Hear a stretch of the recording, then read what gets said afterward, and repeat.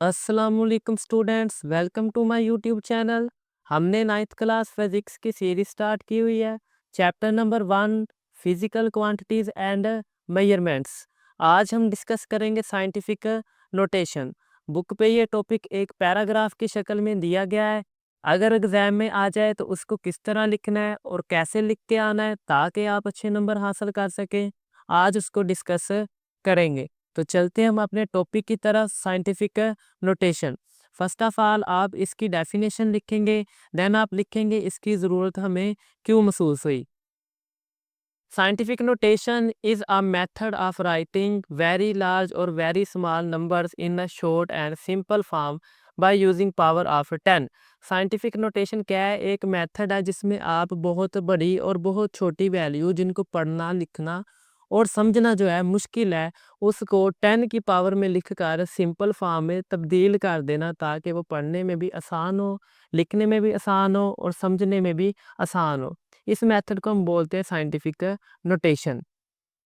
इसकी ज़रूरत क्यों महसूस हुई? Need for scientific notation, large number for example this are difficult to write and read. अब ये देखें, ये जो वैल्यू है, ये जो मेजरमेंट है कितनी बड़ी है, इसको पढ़ने में लिखने में भी मुश्किल पेश आएगी। ठीक है, तो जब हम इसको 10 की पावर में लिख देंगे तो ये पढ़ने में भी और समझने में भी आसान बन जाएगी।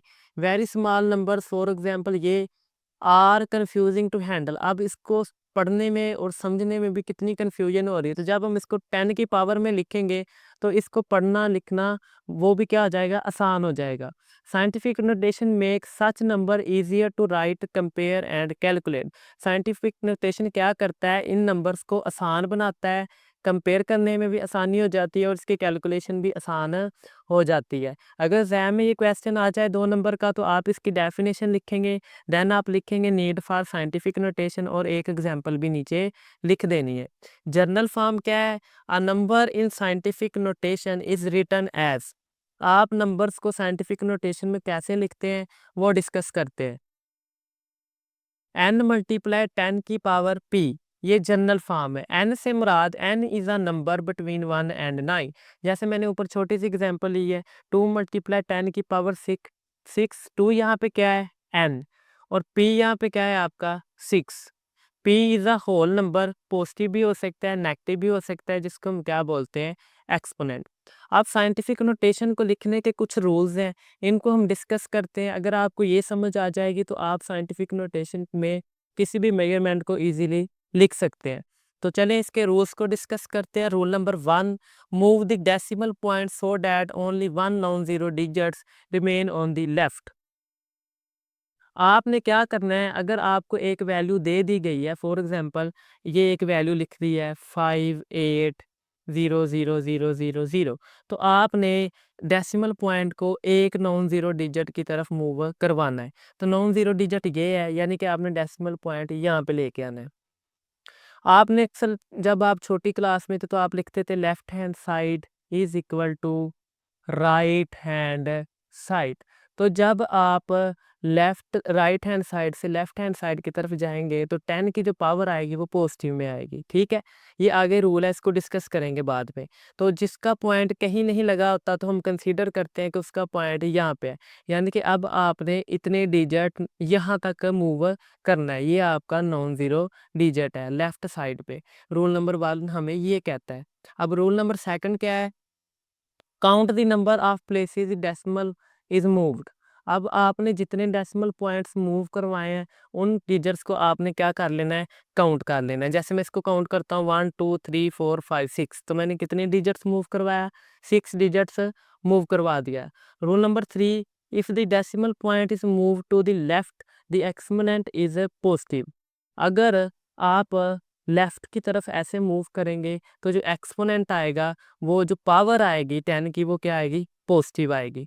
जैसे मैं मूव करवाता हूँ यहाँ से 1 2 3 4 5 6, तो 5.8 मल्टीप्लाई 10 की पावर 6। ये क्या है? Scientific notation. ज़ीरो हमने क्या कर दिए? ख़त्म कर दिए। अब ये पढ़ने में लिखने में क्या है? आसान है, और समझने में भी क्या है? आसान। रूल नंबर 4 क्या है? रूल नंबर 4 ये कहता है, if the if the decimal point is move to the right the exponent is negative. अगर आपने लेफ्ट से राइट की तरफ मूव करना है, मैं यहाँ पे कोई वैल्यू लिख देता हूँ जनरल 0.0000468। अब फर्स्ट नॉन जीरो डिजिट आपका ये आ रहा है, तो अब आपने लेफ्ट से राइट की तरफ क्या करना है, मूव करना है। तो कितने डिजिट मूव किया, 1 2 3 4 5, तो 4.68 मल्टीप्लाई 10⁻⁻5। तो इस तरह आप साइंटिफिक नोटेशन में मेजरमेंट्स को लिखते हैं। अब ये पढ़ने में भी आसान है, लिखने में भी आसान है और समझने में क्या है, आसान है। अब इसके एग्जाम्पल को डिस्कस करते हैं। एग्जाम्पल से आपको मज़ीद ये क्लियर हो जाएगा साइंटिफिक नोटेशन को किस तरह लिखते हैं। एग्जाम्पल क्या है, the distance from the sun to the earth is this. अब इसको साइंटिफिक नोटेशन में कैसे लिखेंगे, आपके बुक पे भी ये एग्जाम्पल ऑलरेडी दी गई है, तो मूव करवाएं। यहाँ पे इसका पॉइंट है 1 2 3 4 5 6 7 8। तो ये कितना आ जाना है, दोबारा काउंट करें, 1 2 3 4 5 6 7 8। 1.38 मल्टीप्लाई 10⁻8 है किलोमीटर। अब ये लिखने में भी आसान है, ये देखें, लिखने में भी कंफ्यूजन हो रही है, पढ़ने में भी कंफ्यूजन हो रही है। ये देखिए कितनी सिंपल बन गई। अब अगर आप छोटी वैल्यू को लिखना चाहें, the diameter of the hydrogen atom, ये पॉइंट अब यहाँ पे लगा हुआ है।